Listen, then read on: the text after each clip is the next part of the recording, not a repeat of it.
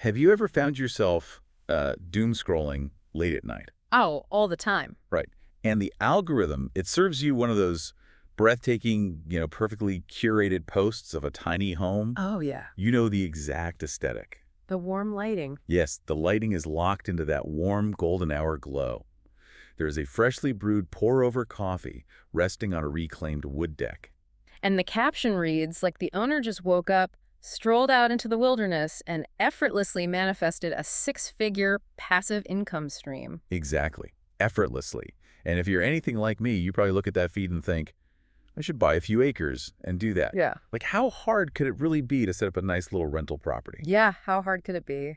Well, today, we are taking a sledgehammer to that social media illusion. We're going deep into the raw, unvarnished, and honestly, frequently brutal reality of land development and entrepreneurship. Because the polished final product is incredibly seductive, but the slow, agonizing journey to actually get there is completely absent from those aesthetic feeds. It's totally hidden. It is. And for this deep dive, we're unpacking a remarkably transparent, deeply personal source. We're looking at a single journal entry. Just one entry. Just one. It's dated May 30, 3/30/25. It's marked simply as Entry 5, Day 5. Written by an entrepreneur named Cynthia. Right, who signs off as just C. And what makes this document so compelling is that it isn't a retrospective memoir. No, it's not written after the fact. Exactly. It isn't written after a massive success, and it isn't a sanitized how-to guide. It is a real-time, completely unfiltered snapshot of the psychological and financial toll of building something from absolute scratch. So the mission for our deep dive today is to break down the hidden financial drains, the crushing pressure of execution, and the terrifying contrast between having a flawless blueprint And actually pouring the concrete. Right. We're going to explore what happens when the digital dream of passive income collides head-on with literal dirt. Because Cynthia's journal entry, it operates as a masterclass in the unglamorous realities of wealth generation. The phrase passive income gets tossed around as if the money just magically appears in your bank account while you sleep. Just prints money. Right. But what this diary lays bare is the intensely active, grueling, and deeply unsexy foundation that has to be built brick by brick before a single dollar becomes passive. Okay, let's unpack this. Because Cynthia actually starts this entry on an incredible high note. She really does. She describes the dopamine hit of finally getting completely organized. She didn't just scribble some rough estimates on a legal pad. Yeah, she went all in. She fed an AI every single variable she had about her land, her budget, and her goals, and she generated a military-grade project management schedule. It's impressive. It really is. The AI gave her an absolute masterpiece of a timeline. It broke her budget down into hyper-specific functions.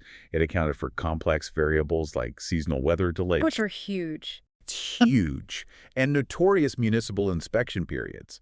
It even mapped out strict role definitions for every contractor she'd need. And leveraging modern tools to solve the organization problem, that's a massive first step.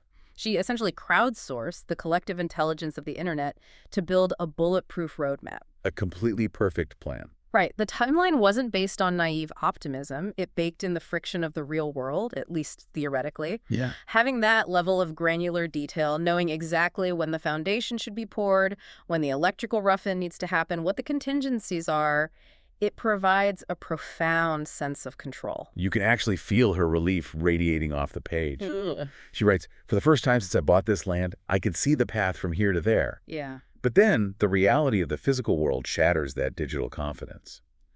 I have to read this line exactly as she wrote it because the imagery is just visceral. It's a great line. She says, "But knowing what needs to happen and making it happen are two entirely different countries separated by an ocean I don't know how to cross." It's like staring at a top-of-the-line GPS that has mapped out the most efficient route possible down to the minute you'll arrive. But you're standing in an empty driveway without a car. Exactly. You have no vehicle. The distinction she draws there between information and execution, that is the central hurdle of modern entrepreneurship. We are operating in a landscape where the mechanics of building a business are completely democratized. Anyone can look it up. Anyone. You can pull up a browser and find the exact specifications for zoning, permits, construction, or have an algorithm synthesize a flawless operating procedure. The information deficit has been solved. Value. But what Cynthia is discovering in real time is that algorithms don't have hands. No, they don't. They don't have local relationships, and they certainly don't have the social capital required to cross that ocean she describes. I'm curious how she processes that realization, because having the map without the vehicle seems like it would create an immediate sense of panic. How does that gap between the plan and the reality actually impact her day-to-day life? It creates a pressure cooker environment, and that leads directly into the core stressor dominating this journal entry. The carrying cost. The overwhelming burden of carrying costs. When an asset sits idle, it isn't just a blank canvas waiting for inspiration. It's a liability that actively drains your resources. Cynthia outlines this brutal triad of expenses in the diary. Yeah, she's dealing with ongoing property taxes, liability insurance premiums, and the heavy monthly payments on the loan she took out to cover the initial infrastructure. Well, the septic, all of that. Exactly. These aren't abstract concepts to her. They are relentless, recurring obligations that hit her bank account whether the project moves forward or not. She calls it an invisible bleed, which perfectly captures the dread of the situation. She says these costs compound like interest, eating away at her capital dollar by dollar. Dollar by dollar. Every morning, she wakes up, and that land is still empty. She has actively lost money. It completely upends the traditional narrative of buying property. She writes, "This was supposed to be an investment, but right now it's just an expensive piece of dirt that costs me more every month. It sits undeveloped." The psychology of the entrepreneur fundamentally shifts the moment they close on a property. During the acquisition phase, the land represents pure, unbridled potential. The possibilities are endless. You're dreaming about the pour-over coffee. Exactly. But the second the deed is recorded, a financial clock starts ticking loudly in the background. That piece of dirt transforms into a predator. Dealing with carrying costs isn't just an accounting issue. It alters your relationship with your own ambition. How so? Well, the focus narrows from building a beautiful, sustainable retreat to a desperate race against insolvency. And that anxiety bleeds through every single word of her entry.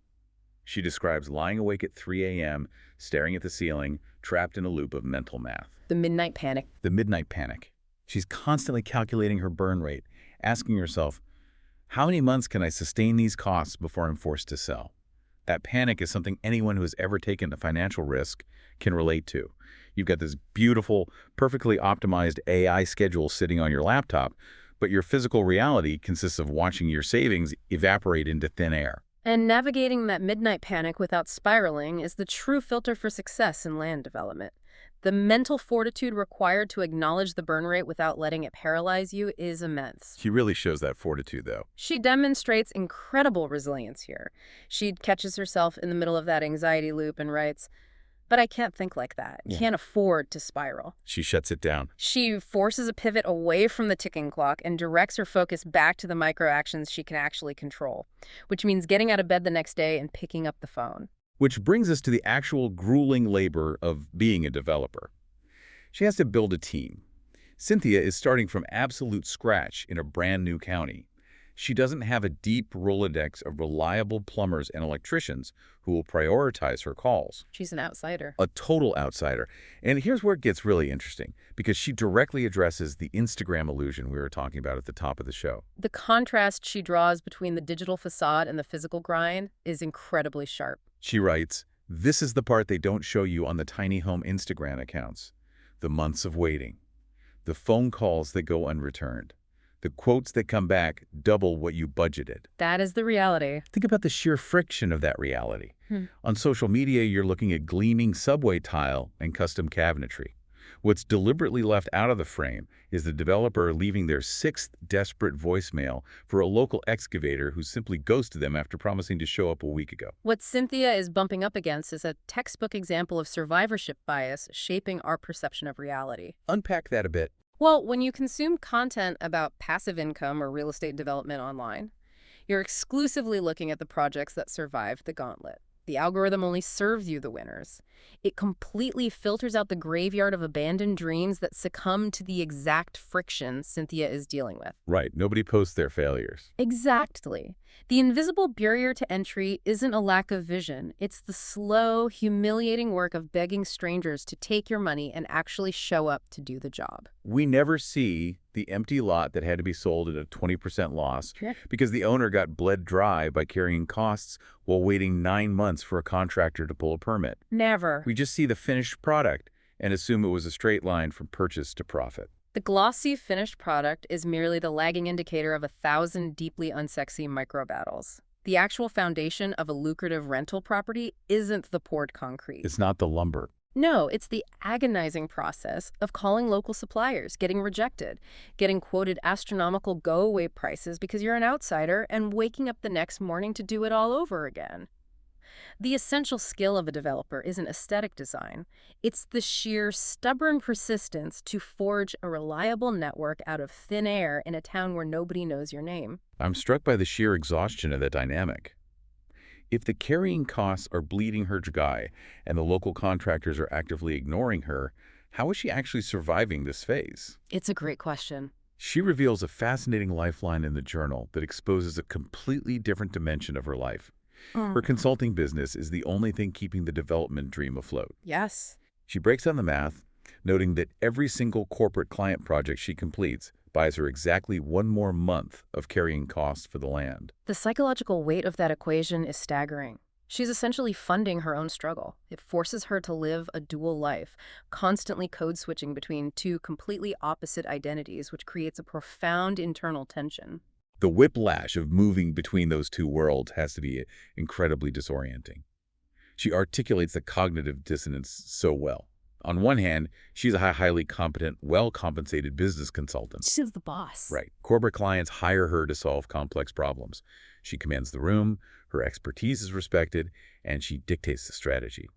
Then, she closes her laptop, steps into her role as a land developer, and she's suddenly reduced to a vulnerable novice pleading with a local roofer to return her text messages. It's an absolute ego death. Entering a new arena always demands a certain level of humbling, but the contrast here is extreme. In the consulting world, she has total leverage and mastery over her environment. On the dirt road of her new property, she's at the absolute bottom of the food chain. Bottom of the barrel. To the local tradesman, she isn't a brilliant corporate strategist armed with a hyper-optimized AI project plan. She's an unknown quantity, a potential liability, or simply an outsider they can safely ignore or overcharge. Navigating that severe drop in status, being the unquestioned authority in the morning and the dismissed amateur in the afternoon, it requires massive emotional elasticity. Which naturally leads to the biggest question of all. Why put yourself through this? Why do it? If she has a thriving consulting practice where she's respected and well paid, why endure the midnight panic attacks, the bleeding bank account, and the constant disrespect of getting ghosted by contractors? Why not just sell the dirt, cut her losses, and live a comfortable life? It's the logical move. It is. But she answers this at the very end of the journal entry, and her reasoning is just incredibly powerful. She writes, "Because the alternative is unthinkable. And I didn't buy this land to quit. I bought it to build something that lasts longer than me." That singular focus on legacy acts as her ultimate anchor. When the pristine AI schedule shatters upon contact with reality and the compounding carrying costs threaten to pull her under, that deeply personal why is the only structural support holding the entire endeavor together. It's the only thing keeping her going. She isn't absorbing this punishment for a quick flip, and she certainly isn't doing it to curate a gorgeous Instagram grid. She's playing a multi-generational game. Building something that outlives her. It changes the entire context of her suffering. It reframes the struggle entirely. And for you listening, this reveals the authentic price tag of building a lasting legacy. It's not cheap. The unglamorous, painful phases, watching your capital drain away, swallowing your pride when you're rejected, managing the crushing anxiety of delays, those aren't indicators that you've made a mistake or that the plan is doomed. They're simply the required toll on the road to building something permanent. Legacy is rarely born from a flawless blueprint. It's forged in the fires of friction, in how you adapt and push forward when every aspect of your plan completely breaks down. That reframing is such a powerful takeaway for anyone trying to build something real. We've journeyed from the false security of a sanitized, perfectly formatted AI project schedule, straight into the muddy, chaotic trenches of compounding carrying costs and unreturned phone calls. A huge gap between the two. Massive. Cynthia's journal strips away the digital filters and exposes the journey of creating real assets for what it truly is, a gritty, relentless test of endurance. It's about surviving the invisible bleed of expenses and pushing through the isolating reality of being an outsider, fueled entirely by a refusal to abandon a vision that truly matters. As we wrap up this deep dive, I want to leave you with a final thought to mull over as you go about your week. We've examined the massive hidden carrying costs in Cynthia's dream project, the literal financial drain, and the heavy emotional tax she pays every single night. Yeah. I want you to look closely at the big dreams, the unfinished goals, or the delayed projects sitting idle in your own life right now. What are the hidden carrying costs you're paying every single day that those ambitions sit undeveloped? That is a tough question. And perhaps more importantly, what is the consulting business? The daily grind, the safe routine, the hidden hustle that you are actively using to subsidize and keep that dream alive? Are you just holding on to an expensive piece of dirt in your own life? And what is it truly costing you to hold it? Thank you so much for joining us for this deep dive. We always love unpacking these raw, real-world stories with you. Keep building. Keep pushing through your own carrying costs, and we will catch you on the next one.